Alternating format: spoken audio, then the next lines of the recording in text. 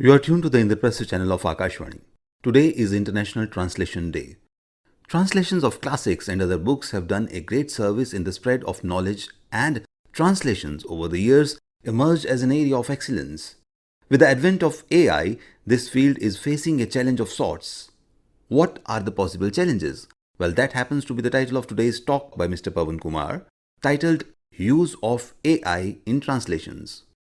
Technology. If you look back into history, technology per se is any machine which uses some technique to do something.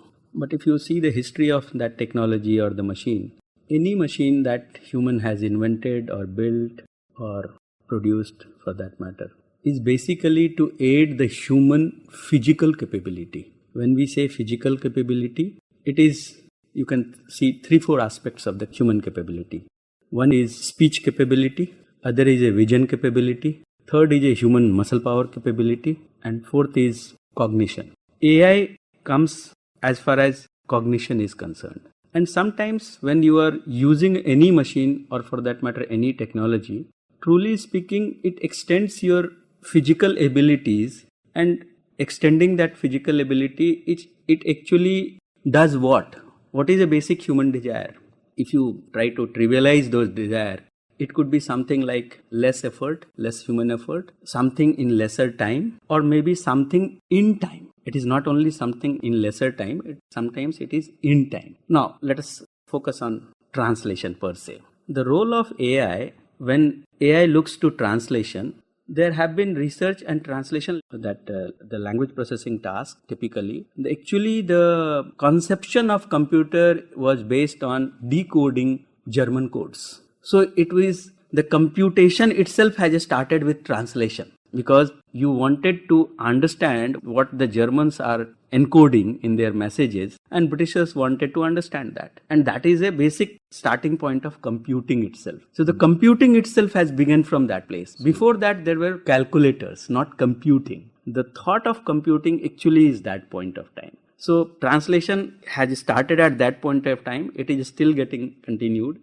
And I do not know, even in my lifetime, the researchers will be able to build systems which can produce translations which are at least accurate, if not good. See, when we say translation has many aspects. One is a purpose of communication, instant communication when there is a role of AI.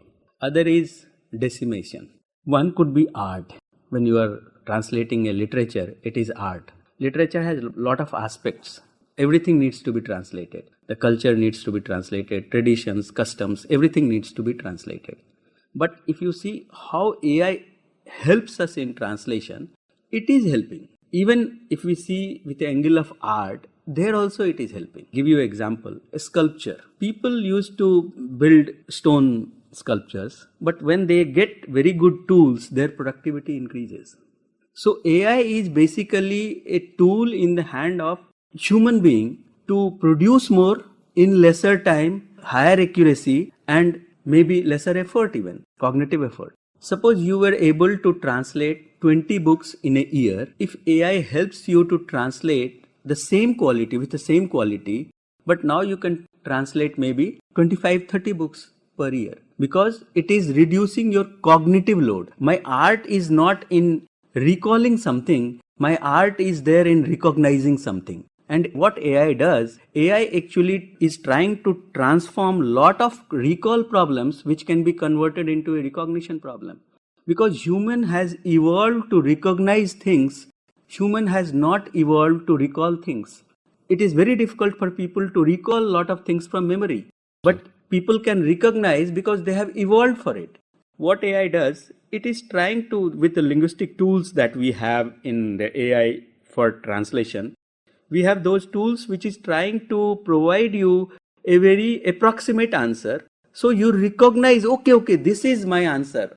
I am very near to my exact appropriate word, what I was looking for. Suppose you want to think this idiomatic expression, we can write this way or that way. And then the machine tells you these are the 4 options you can write. You can immediately select, this is the right. So technology is converting recall into recognition, and by that it is helping you to reduce your cognitive load. Currently, the focus of AI is into most of the majority languages, because in a written form, lot of data-driven technology, the kind of data that is required in a written form is not available.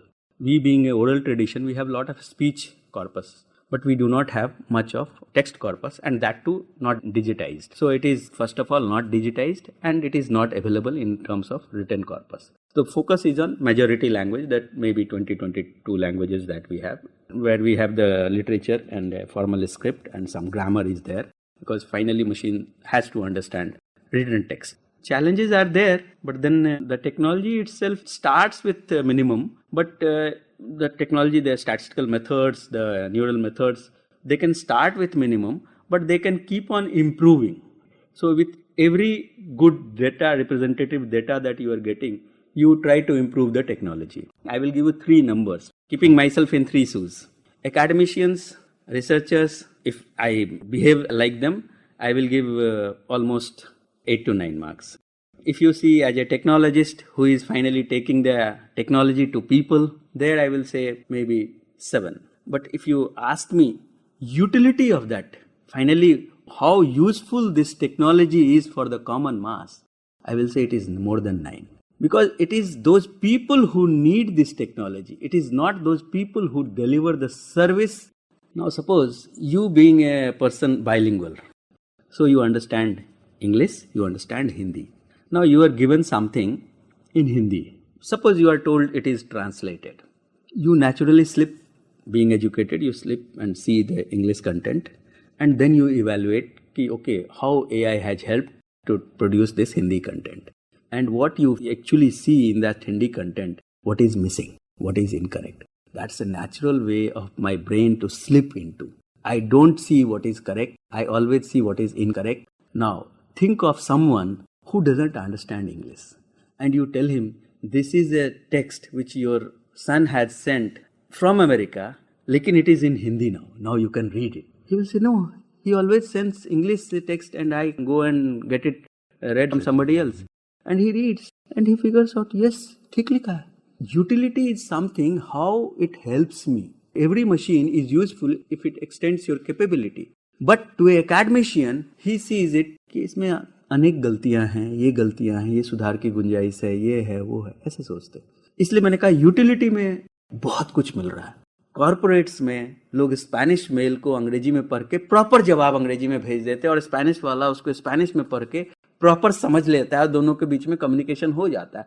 Until unless it's really a legal or very complex matter, they really don't consult native speakers. There is always a scope of improvement. But what is the purpose? AI says, I am giving you a tool. Now you can use it to save your time. You can use it to have better accuracy. You can use it to produce more. So that is what is any tool's purpose is.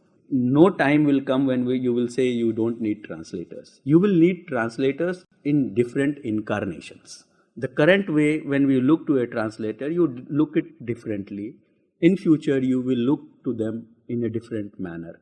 But neither that profession is going to die, neither there will be less translators. Profession will grow like anything. Once they will have better tools, that profession will start producing more and more, maybe million times more content, and people will be reading lot of literature, lot of knowledge. Like lot of academic work, technical work is available in Russian, French, German. Now they will get translated. They have already got translated. But then similar translations, and that will be in terms of millions. Everyone is not capable in a similar manner. Like somebody can coin something. So he can coin very good words. This tool will help him to do something where he lacks his skills. Every tool will finally help people. And AI is anyway going to help and produce lot of translation tasks. Use of AI in translations. That was a talk by Mr. Pawan Kumar in the backdrop of International Translation Day. This talk came to you from the Indraprastha channel of Akashvani. Please stay tuned in for our next broadcast.